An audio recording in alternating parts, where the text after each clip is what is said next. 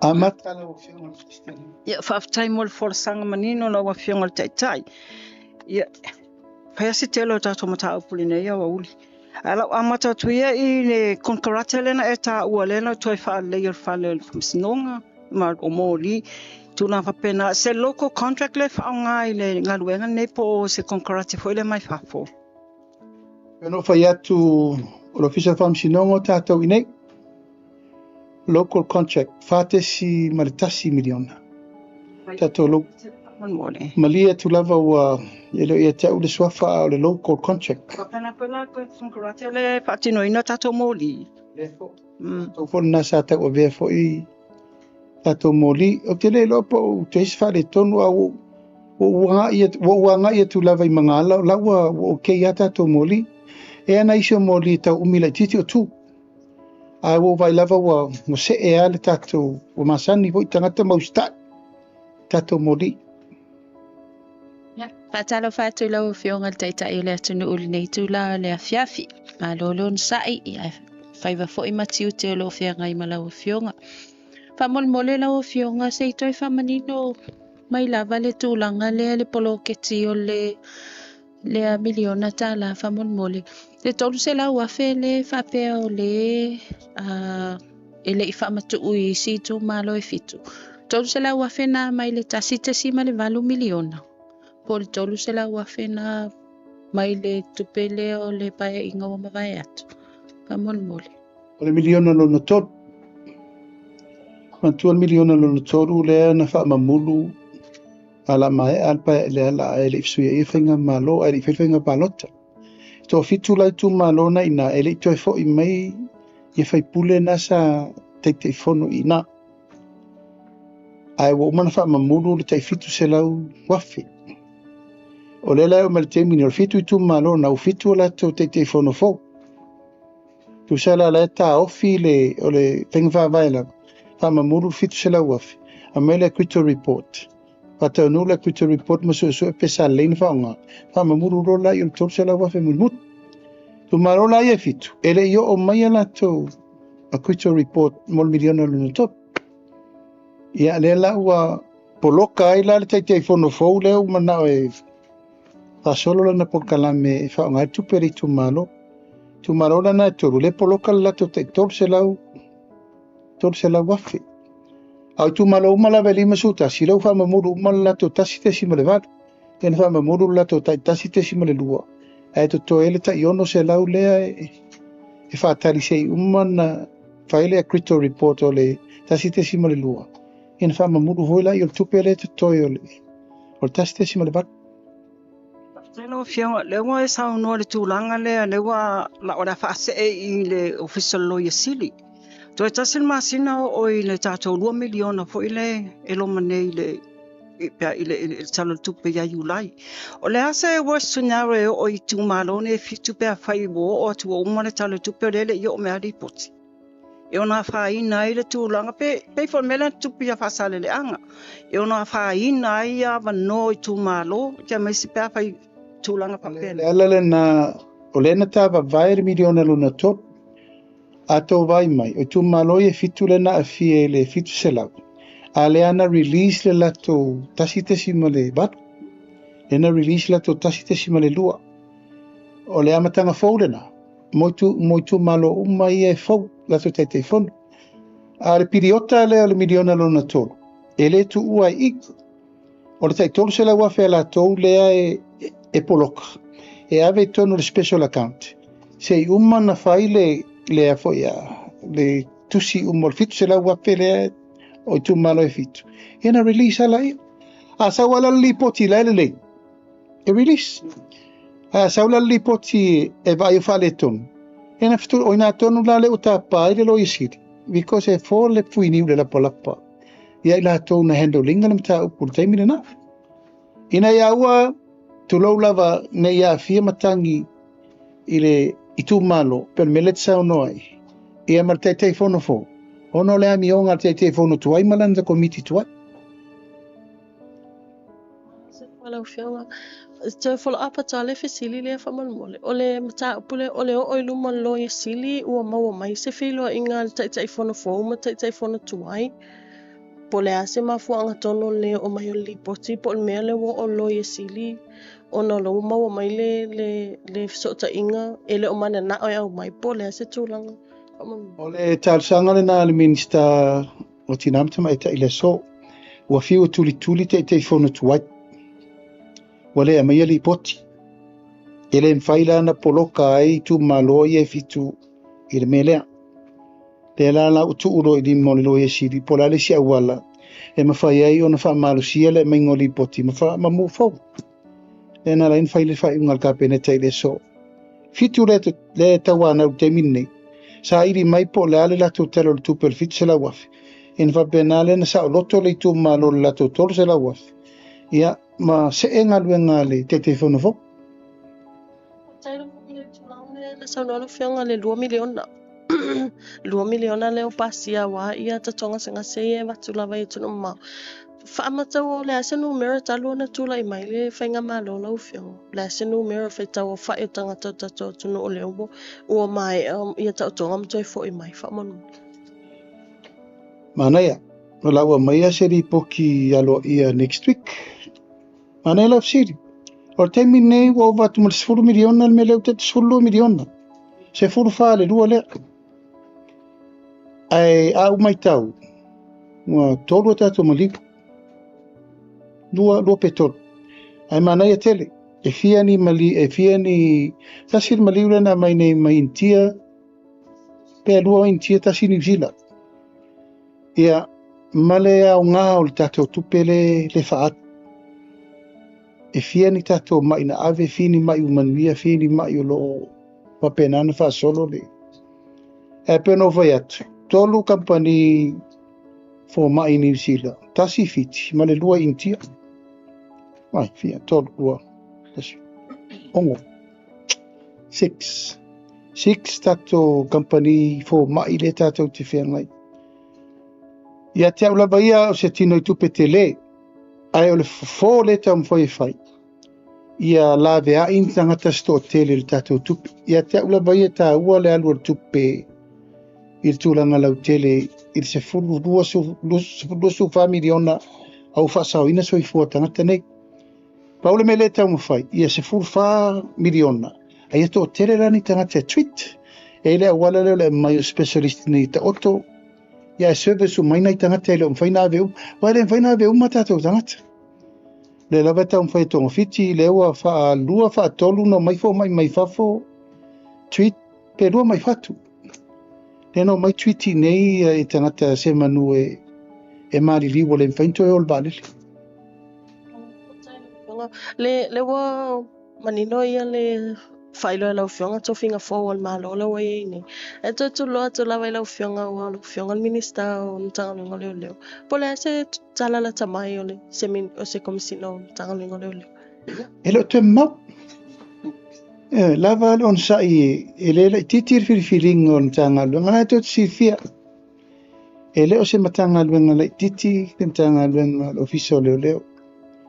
O lo o vai iri pe tau rumanga ile me pito sirin tal fenga ia matau fai so auto uma ele tasi se vaenga na foto sifia tele fa lau o le matanga venga et tau tau ave mai o le foto vai atu le fa vesi me fina ngalo tangata o lau tu alalo ia malau fautuanga tatia mai le ngal venga e fili ele tu al tangata tau ave tanga venga mai o lo le tel tonunga o la lava fa solo tau lumango le fo tau ave ele fionga ya famsanga mo nei temi alo fa solo per mate tu al kabineta ele ngatia wo umana faile interview mai e fo ila tau o le o umana mai fa tu ngal komisi le la fa solo ele va inga ale mtanga ale a unei ya me ser kabineta fa solonga alo muri tai fo I tu langa fufuanga o leo fata tia I por kalame o le fo te vai atu o le vevesi mai leo ia na mai New Zealand o au na whai le tusi le malo New Zealand e mana o mia Samoa ni leo e mai soani mtanga lena including the hit and run Langa leo te vai atu le la se solo isi le mataupu. O leo to lima ia mai, to fula tau ma le section o le ofisa o le lue ngā lue e. Ai ei ma le leo, i te tonu le investigation, e a fia le mele pe a whatau nuu le. Le susu e ngale fai. Tu lau fo i le saunoa ngā le komisina e wingar whirwhiringa o le komiti whapitoa. O mana o tālu sanga i le komisina, tu e whapawhala lai titia lana tō whinga na whai. E iei le tua tauna mai o io le atoanga o le mana onga na mai il whamsinonga. O le whamsinonga, na whai mai whiri se komiti independent alo ia le. Ia, atonu lava o tāpenanga le whionga le komisina, e tāpena lona whina ngalo mō whangai ngoina. Ona o lewe vesi te le tātou watunu u. E ala i le mta upu le nei. Ia sa mātou ftuna i watu vai. Wai tā tia mta upu se i whiri tā nganga le le komiti. E a whia ile lo ia sili, ma whiri tā nganga le le tangata e saufa whai le tomiti le nei. E le ia a whia mua i le mta upu le nei. Ai se aere le titi. O tātou vai a whia ngai o sisire lo wa whia. O ol pare mio sa mo wa whia le mta upu. O inisio fai pule wa whia le mta upu. O le tātou komiti le la whātū langa ma whamautu, e le te tau o na whatamala i pipiringa, e te tau o na whātau nuu le lei. Ma ia whili, tangata sao e matua ato o toa ai, ma maua le mi o tonu o na tāupu nei. Langa o leifia whalala ma whau nisi o le lava e whaile tūlau lava le upura le tau punipuni. I le to iei se tau punipuni. Wa umana tātou whalongolongo umai tau lumanga na fofola e le tamaitai whamasino, I mea na tutupu, o a ngai loina leo safai, o a su enga leo safai, o a lape na iei. Lela la fasao I. Mai wo uto e fautua ina le le fionga le komisina leo. To e fitu na I le tūlanga e te tawaina ilo le leile komiti whapitoa. Ilo I longa le taupune. E a fia ila ma le leo le no whai atuai. E iai ma le sao leo New Zealand I te tonu le taupune nei. E pe o le ese whamatalanga I e mai whapea e le a fia I. Na ala no mai leo I e tō lima, o le tusina o a vea. I le komisina o leo I New Zealand, mana mia e sa moa leo mai e whai por kalame wha lau loa. Le lai wha solo I nei, e a fia I la man mataupu leo. E o manatu e wha mamala malanga lau a fia pe o lai tua ia I le komisina o leo o whirifi. I le mataupu leo, I fo I le sa a fia isi me mua. Mo le whawhile muino whina ngalo le tunu, ia leu ufai atu.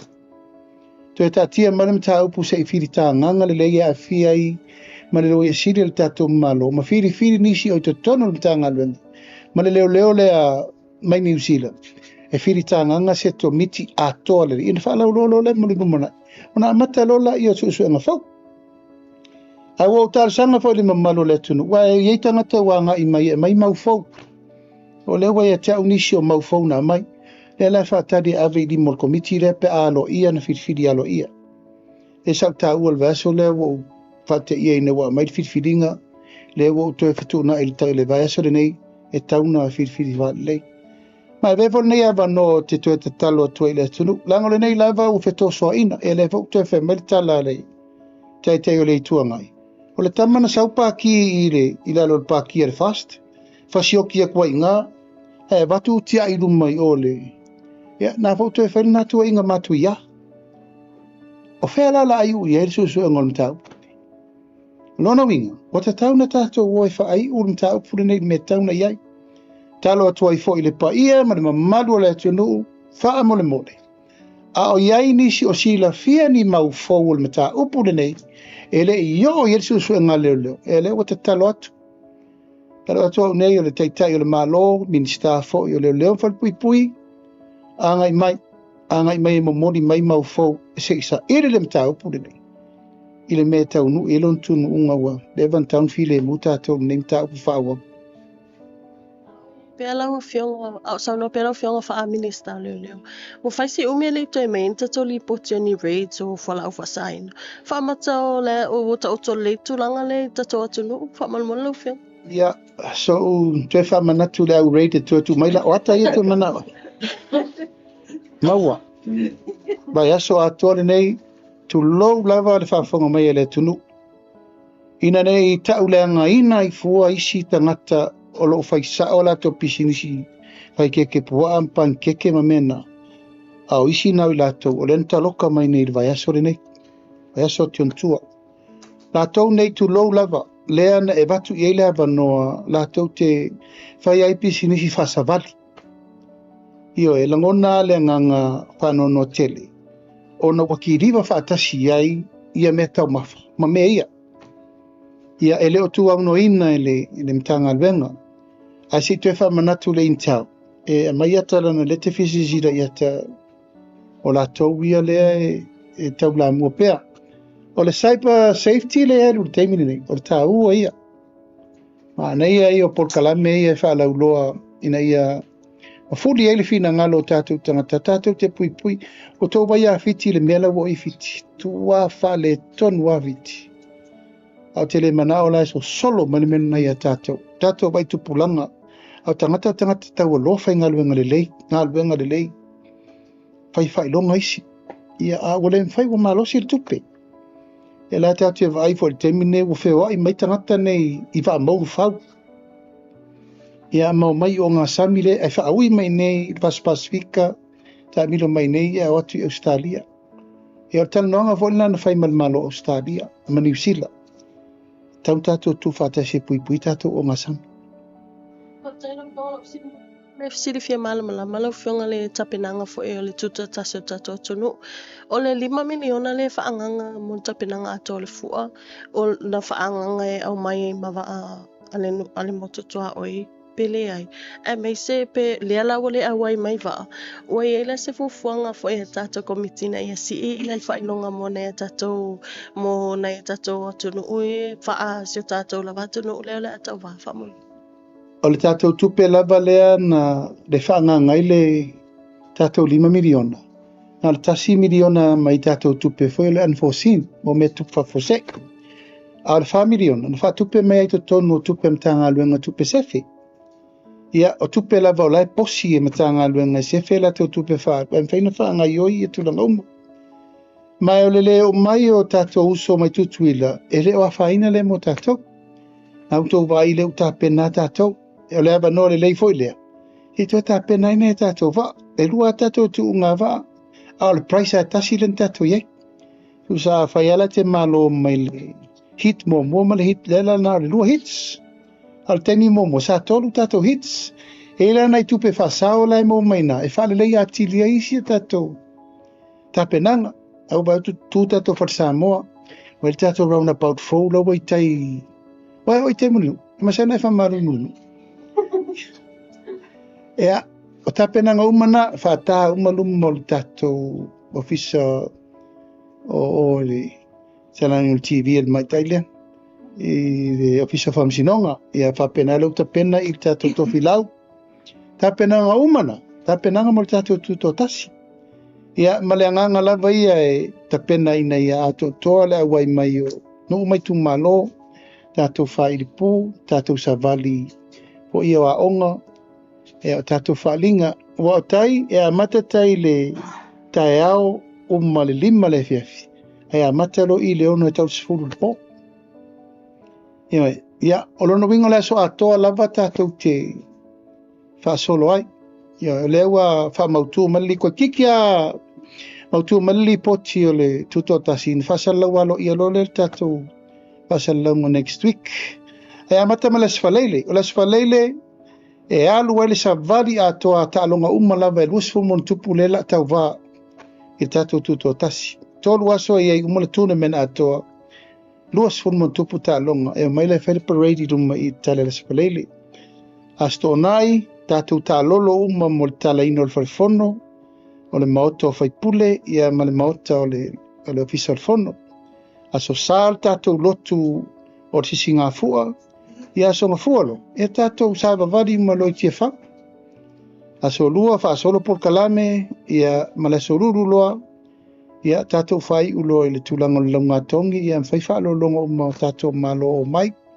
ai whaololo nei tātou malo whaalo ngia o le wa fio mai le kova na Syria le malo Australia o kova na Syria Australia o ia tonu na sau lo temia o fonga vetelai o fal tatou falefono fou le ma le tatou ofisa fou le o le ofisa le ofenga lenga ale ofisa le fono o le Governor General Australia na sau o fal sosoani le le auto e sau wale le auto e sau wale Governor General e fa au le fa pa ia le ngaluenga na ofa Australia ia ma le falefou le o le tatou lua fesasanga le moto fai pule o loa fio mai Winston Peters ia fa pena ma speaker ma lo fiti le ulu o tokelau ia o le fionga i le presidente le senati atu tuila manua na fo le fonga vetalai ko vana me lieutenant kovana ia manisi o tatou malolo o taria le fa oni mai le tatou pale mio le malo toma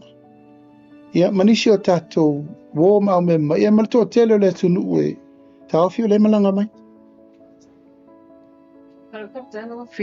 o la tfasili fa mole anga ilvaenga le o tatou fala e falma lo te mana tua e le 11 na pale met penga malo e fata otoloa ia fufuanga mamau fo ile le address ai la ia le fafitauli ne ale mai tau atu le lava tula e mai te minei o le atonu lava le mele tupu le tatou au unanga le fa mole e le titi le fafitauli i le okaino fuala au o le memo mua le no mai tau ai le talo mai famtalango le o mai o le whaingata i o na maua o i lātou koneti sa o tātou i factories o le o kaiwai lao. O le au middle man umatangata nei a ngai mai o le tūlanga na le maua i le tūlanga o le na maua mai whamaumau mei e mai. O lo tam whaile tātou malo ino mai tonu e whaura lai ai tā lafu na oka ai leise me tongia. Le poi sa tau whai e solve le tūlanga na ma whai se awala e fufu ai le okaina ina ia awane to e motu. Matua o tau o fuala au ele se me e se lau wafe montupu vai la au ma fuala au ese esi. A o tūlanga le okaina ma me e maua isi company, ele maua isi company. E o mai le so, tae au fo e matau te whono whabito ai ma leo lo tau vea mtanga luen. Na lipoti mai ana ne kapeneta, e se furu 2 miliona fo ile behind la toe iai. Mai le okaina o fuala. Ea, o le lava lai tau whetuna e. O le ale tua inga awala lo fai procurement o nei mea. Ma le awala malatou o tio le awala o afuala au e mana mia sa moe awani toe sioki. O afuala au common le tātou te iei o le bito siri na mana mia tangata. O le whaava ale na le tau fai nei, sa whaatonu nei la, le kapeneta nei le o lo tau vea le mtanga luenga. Ma leo lo fito tonu la va o kaino la fola e o ta pena mai po la le si la sanga le te tau nto e fai pa o mai le so la sa wali poti le la va shoki fola o si foi temo tato supply sa masanin supply mai ele o mau ia o lo tamo fai le tu langa ile alo le ato le la o lo tamo fai fe tu na ile tato fale mai ile tu langa pito sirion tarfe mai ai o lo tau whaine fo se tu langa so ni mai tatou fale televai tu moti wai a tonu o lai ia la tou fufuanga ese atu ma fufuanga tatou malo ma tu langa na ia awana i fa pe ele maua le fale mai le maua e tatou pharmacy tu moti a fa pe fa le tonu tatou fale mai ma le tatou oko fola ai ai ele alo fanga tatou te tua mai tatou fale mai fale televai tu moti o tai au e o mai ai le sunga le lipule o lo tau beina le tanga luenga. Se tu e te whatara noa le aua le fo i e whawhitau le temini. Sau no ela fionga a iai lava I le mta upule le tanga luenga soifua maloloi na ono le fo e mai tau atu I lau sau noanga o le fo e whaale tonu le tato oxygen plant. Lau fionga lusili o leo te mana tua e le ileva atu ne ia po le amtanga e o nei tau sanga lea sa whaale le ia ato ai le oxygen plant. Po le meo le plant tuai lea, po le plant fou lea, whamole lau fionga au tūlanga foi o whela lea mai e tato oxene po le watoi foi ai toi anga I mai tutuila. Ina wa uman whawhitau li mo le na matua le ai ia se tato oxene. Tau whaela ia whai tato plant se lua, o plant like titi mal plant la po. e lana fainta to survive mai nei masina ina wo man fix mena peita ele I umi lava to fail tato msini lapo ala e ola tato msini le titi ola mau fan ele mau le ato anga tauna mawai te mila neina li poti mai le taunu mai parts mai tutuila ele tam fai tu le tauna fa pi sia sol basol ne ona to e mau malola I tato sapala I le masani na yai ai wole to ya lula tato na fanu al to ngala volen tato la mai e lo se la tol se la fan awa mai na le amounti la lo tato Naomi e tu li el fai no mela le mana mia mel tato ta mai oxygen like titi le e tato to survival temini nei ono no winga o le lava el tato supply ele lava le fa lava mai tutuila a le tam fai fa fix le tato masini lapo e ona fa tu langa ile tato to mawo umale fa moi ele la titi fo le nam tau la fo I tau mafai I le tūlanga tele manono ia ne o lo tau whai le minstamina nam tanga luenga soal puti. O le tūlanga po whaleanga I se tasi po le mea ua leanga lava ia le whale tonu lava le plant. O le failing point le tātou te o le maintenance. O le matua, o le mepito I sili nana fia ia se tal malo. Te lo mtanga luenga lava al malo. O le melenei. O le maintenance o le. O le fo e oki kako wafi ai o I fianga o le mene nei le service. Mai o se me pito I sili na tu low lava. E le longo maali. O ngai le se tunu uono sfuta usanga tanu tatou lola mai nei mea. E ale mai tau lava. E alan tu tupu fa fitauti. O le lava o le monitoring ma le maintenance I te tauna service mea. O le masini fo ia le masini le fa pe o le aola fa solo a koe. Mana mia te mi suisua u msiaki va ai mai ai tangata fa pitoe va aia. Ya tu nga mena le la tu le sia o le na fa masinki. Ya mai na ta te vai man mele tupu. Taun tato wo le tiro ma va ai ma mate tu o le pulenga. O le pulenga. I te tau lava na matua I mati le tira le tu langa o mo plans, service plans. E mawhai ai ona awani tu lai mai mea. A talo sia lo fina ngale lo whare anga sisi. Let's hope it's not that way. Talo sia. Wa te fatu ia tailo ia talo sia lo mena le tupu. Pele o fia minsta. Ia na roele faina mea pele o fia pule. Esa a talo sia. Tēnā o fionga, le sila mta upo whamon mo lele I au fia I lau saunoanga. A o le fisili lau fionga o le tūlanga le whainga palo tāwai maunga numera tolu. Ia ono lau fionga fo I tai fono al vaenga whaupu whai al whatuatua I le atua samo o tasi. Po I aise fuafuanga fo I le o I aise tangi e wha sanga I le na le watula I mai le fo e lau fionga. O le matafa I oi I se me fa pena. Mana ia lau fa fsiri per suita o va. Ana o a o tairi iseo. E o ftau mai la fsiri. Ia mana ia lau fsiri per le suita o va po a tau lumanga o I ai tau lumanga o le whainga whiriwhiringa lato I tu malo. Fionga. O le tūlanga le se lenia sa fata. Whamol mo le lau fionga o na wa I la vanisi o wa whapsota I atu whapea ele I maua lava I ele 10 miliona foi lea mo le tu malo sa fata whamol mo le po le ase update lau fionga. O mana averi o ina kapineta lo ia. O te lola whele process o le tu malo la o vai atu o I mautino sa o le account la evitu piton. O te vatu foi la utua lalo malo le tu malo sa fata lava mai le on sa.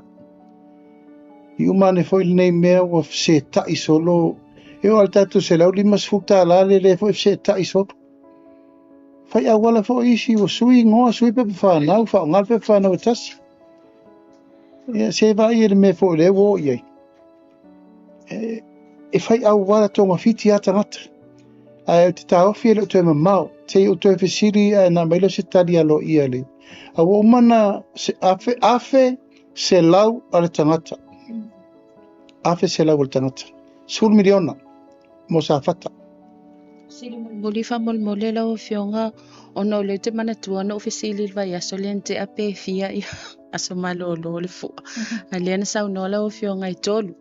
Ai pei na watule whasisilanga le mtanga luenga o le MCO. E na ole aso ngafua le aso malolo po le al whamolmole lau whionga. kere man kuongo whako e koto o leo whamanino o kere man kua kairong e ke o seka whalong au dang whairu po saolala ufu e tasi na le aso ngafua lava ia whenga luenga i siaso Si aso e lua. E wha commission i si aso e lua. Mo le e whenga luenga o matangata tu sa tatu whenga luenga mwhalita tu si ngafu paua le aso ta ua le na whamanatu ai wa sava vali maimtanga luenga le malo o le aso le tuto tasi ia e foi la ua fautua ina tato whale o loa talai uma le aso ngafua aso o mawana avele avea il tato maketi le i maketi faule i savalalo o le maketi i funga leila ua 24 hours au ila tato maketi le i savalalo le la fai tato late nights ta tala mai ale tae au tau disfuru po songa fua soru ia e fa pisi e mam fa ngai fa le ainga feo i tangata me umamole ta penanga si singafo ia Whafta i atu le tātou maftanga rene yaso tō whionga i tamai teitu stala me se fo le whafsiri mai le tātou pokalame i never tell to nunga ia o le au ngāle o le tātou whafsoa i na ia manino ma malama nisi ma tāu pu ma war tātou whamoi moe o le atu whafta i tele louto wafio mai mtala mai ao sa moa whafta i tele le mai mo mai le neitu lao le aso e for tel tunungo la papa velo faiva mtiuto de nei vai aso e tato o lia fa ingo nei vai aso fu mo la tato fatan wai ai mo moliatu mo nga lofa de nei vai aso ile nga solo mai fo io le tato fontanga tele i malua maulungo le kalisia io ne tulanga falupe mo fo ato ina e tainane le lawa fono ia tainane ngata le fia mtanga luenga pulenga fia a walta wa va meina o le tātou fontere fo ni tau sanga. Ia, papena fo inisio e kalisia wa amata fo i ona ngā solo mai fo i o lātou fontanga. Ia, pai taimi lava o le lufi ina ma le soa ino le pule. A wale manuia lau tele o le tātou whamoe moi le tua malo na whina ngā. Tātou tele tununga wha kewsiano e ala i tātou e kalisia. Mundi atu mo ngā lofa mo i lātou umalava wa fio mai ia matala mai ao ia molfa moe a wai fatasi wa fontanga e mese foi feau fale ainga tiute fale tu malo ma tiute fale malo tatu tarsia le lofa malanga le leio le tua e tailo to so fo mun via il fa wina mun via ia moliatu mo nga lofa ne fiafi tatu tu di lol fo no talo ono ile mota o vaia maute valaudia fa pto atu el tatu tu stala uma ato o se to falo longo le upo ya fo e voi la to si sila mo to va fonga le upo fola le tua o tele to va fonga tele sala la le e mo va tetea e me se o penga te fai lang e tai tato so fo mo via sa moa ile si foi a soluro mo mua e fa tai le o nanga mo ta penanga le tatu ofisa o le malo fianga pesta me la fenga le nga toa tutino mai sel tatu TV9 FM, martatu tu AP, ia, manutere ina ne fiafi, mato alo rofa tele atu, soi fo mai manuia.